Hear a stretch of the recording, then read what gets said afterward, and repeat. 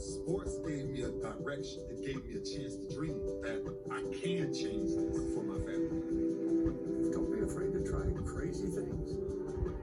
Those who risk nothing but go nothing. Now, audience thanks you for taking this journey with us.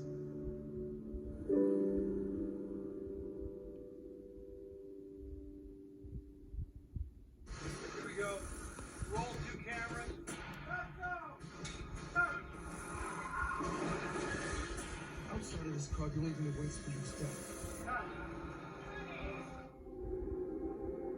The argument from the very beginning, would you kill anybody to save others?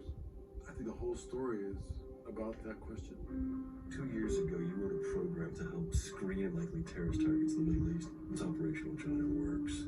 Joe Turner is a young man, and he's found his way into a secret program within the CIA. Our algorithm gave Mr. Nazario 12% threat probability. But the algorithm wasn't designed to be used in this country. Joe is set off balance morally.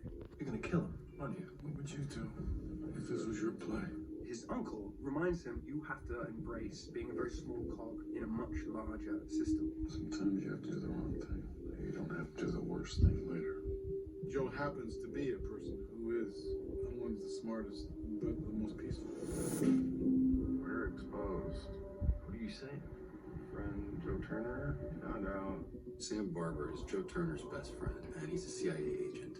While he's extremely loyal to Joe, he's also loyal to another cause. We serve the same master, but what that master requires of us is not always fit to print.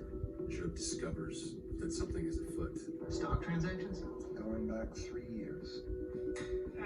His discovery causes his whole department to be annihilated. No, no, no! Joe is the only member to escape when he becomes the target. Who knows about the companies? We can't move forward with it out there. Who's right and who is wrong? You don't know what's going to happen next. There is a ticking clock. If he comes to you, You're gonna have to take care of this. We have people in high positions of power who are doing dastardly things, but for what they feel is a higher cause. You think they were going to let you run this? You are tainted, Bob. Joe, are you okay? When you look at the themes of this, and you look at loneliness, and you look at not being able to trust people, it's easy to pretend to be someone else. It's easy to lose your moral compass. Something happened at work? Yeah. He can't tell anyone who he is. They're all dead. The agency's been compromised. What's beautiful about this show, it shows you the consequence of this twisted world we're living in on each person. 10 episodes of nail-biting thriller suspense. It's like a punch in the stomach. It grabs you and doesn't let go. These characters are going through very real things. Turner got away. When you're under fire, what would you do to survive? I do not want to be here. Then go, I can't.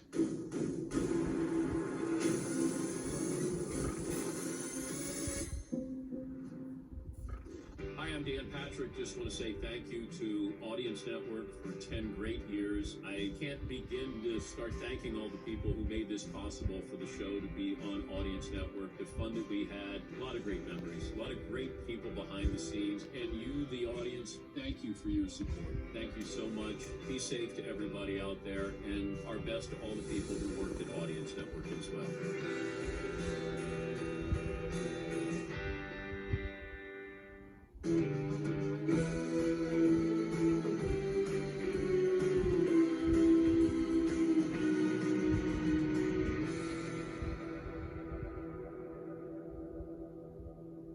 Card time. Card time. What really scares you? What makes a really good scare? What Stephen King book, movie, or TV show has scared you the most? This one. It has to be this one. Bullet. Bullet!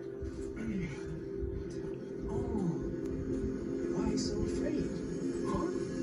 Isn't this your happy ending? What scares me? Bad choices. Bad acting. Bad acting? Bad acting. Yeah. I hate when my acting is bad. Yeah, it scares me as making a mess of something that has potential to be great. The Stephen King book or film that I would always be drawn towards was Misery. I just love it. I love Kathy Bates anyway, and I just think that was really profound and scary in a way that we're hoping that, you know, this is like what we're trying to do with this series is look at obviously horror, but then follow the consequences. I think you feel sorry for yourself too much.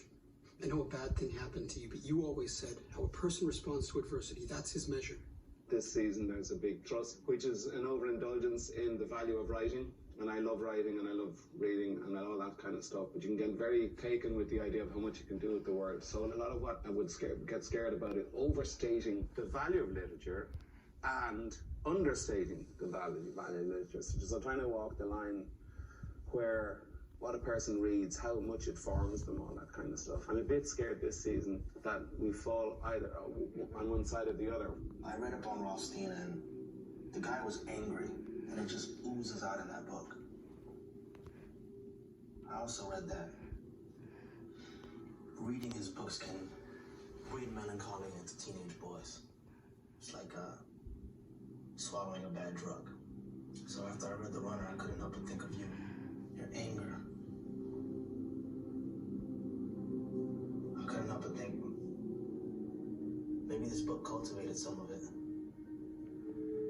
Your perpetual discontent.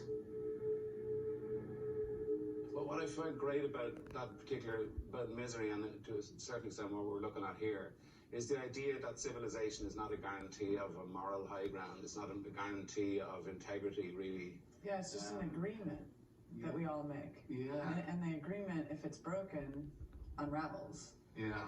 It's just an agreement. I think there's this concept that, which is very terrifying to me, is, you know, that things like law, justice, morality are these things given us by God.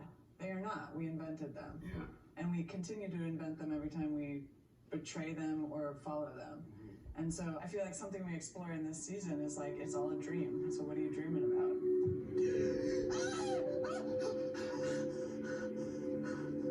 It's really about the impact of art. And a lot of people would say, what are you spending money on art for? Why don't you build a hospital?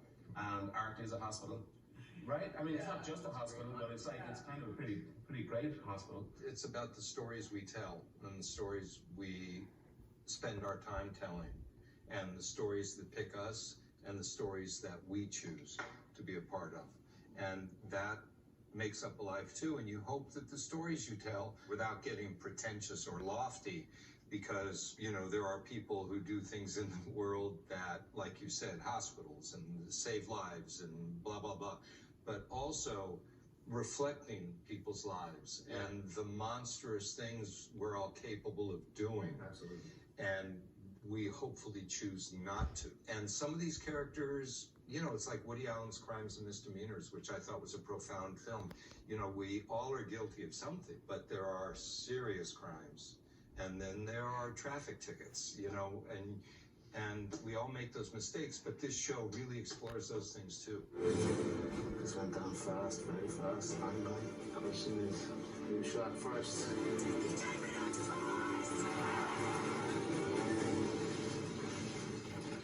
Thank you. Thank you. Thank you.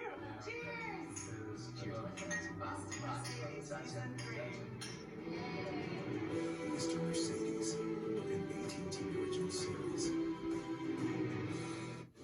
Without you, Chloe, you cannot make a dent in this world.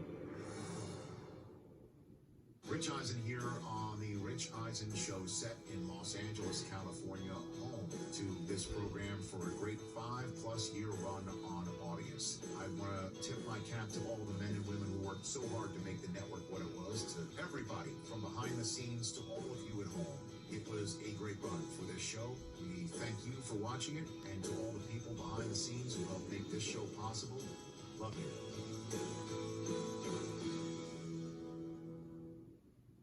This whole world is full of people trying to figure out what they are. There's no experts out there. I like people that have a desire to learn.